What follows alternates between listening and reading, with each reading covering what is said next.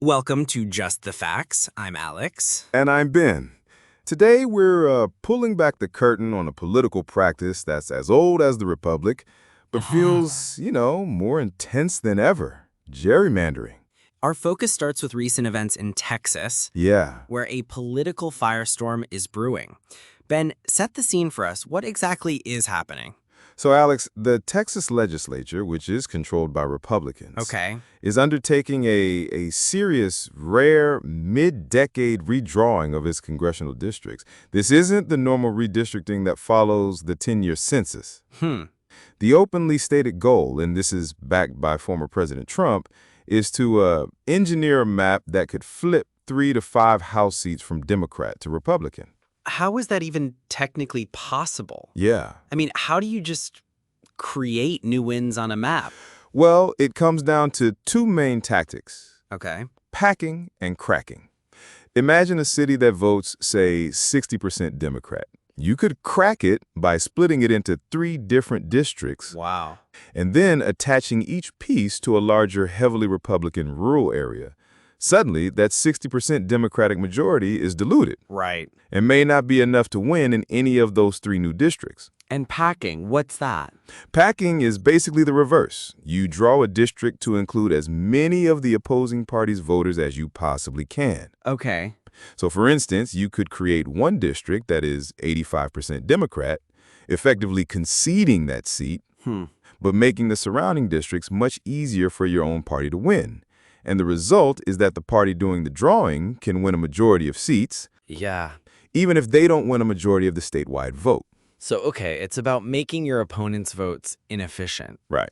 But this is happening in the middle of an election cycle. Right. What's the official justification for that?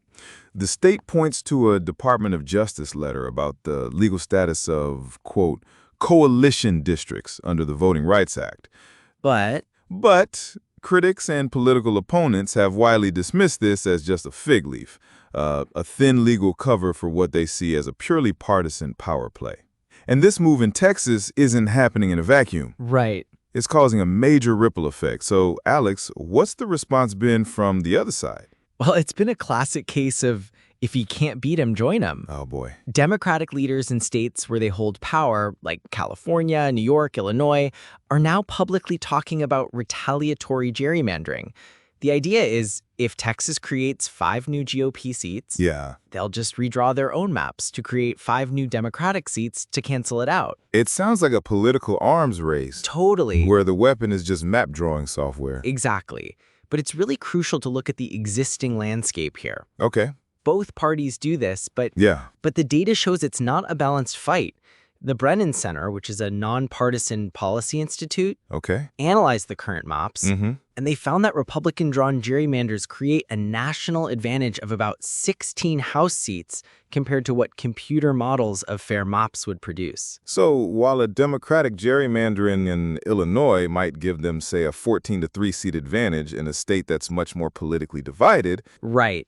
that's offset and then some by these aggressive maps in Florida, North Carolina, and now potentially this new one in Texas. And this really gets to the heart of the matter for our listeners. Yeah. I mean, does your vote still count? It fundamentally changes the nature of voting. How so? Gerrymandering leads to a huge surge in safe seats, where the outcome of the November general election is all but guaranteed. In 2022, Right. only about 10% of House races were considered genuinely competitive. Wow. And if the general election is no longer the main event, Right. that must mean that the only contest that matters is the party primary. Precisely. And primaries are typically dominated by the most partisan ideological voters. Okay. So candidates in these safe districts, they have no incentive to appeal to the political center or compromise. Their main fear isn't losing to the other party. It's being challenged from the more extreme wing of their own party. This just fuels polarization and reduces accountability to the broader public. Are there any factual arguments that gerrymandering can actually benefit voters? Because it sounds entirely like a tool for partisan gain. Well, the most common good faith argument you'll hear is that it can be used to comply with the Voting Rights Act by creating these, quote, coalition districts. Okay. The idea is to ensure that racial or ethnic minority groups have a fair shot to elect the candidate of their choice. However, even this can be manipulated. Of course. And the Supreme Court has placed limits on using race as the predominant factor in drawing these lines. So beyond that, it seems the arguments are pretty thin. The primary beneficiary is always the party holding the pen. Yeah. A Texas Democrat, Representative Julie Johnson, put the risk of this kind of political overreach very bluntly. She said, "A pig gets fat and a hog gets butchered." Which is a really colorful way of saying that if a party gets too greedy and spreads their voters too thin just to create more wins, Right. a political wave in the other direction could cause the whole plan to just collapse, and they could lose many of those seats at once. It's a very sober, high-risk, high-reward strategy. But in the meantime, voters are left in districts where their voices can be marginalized.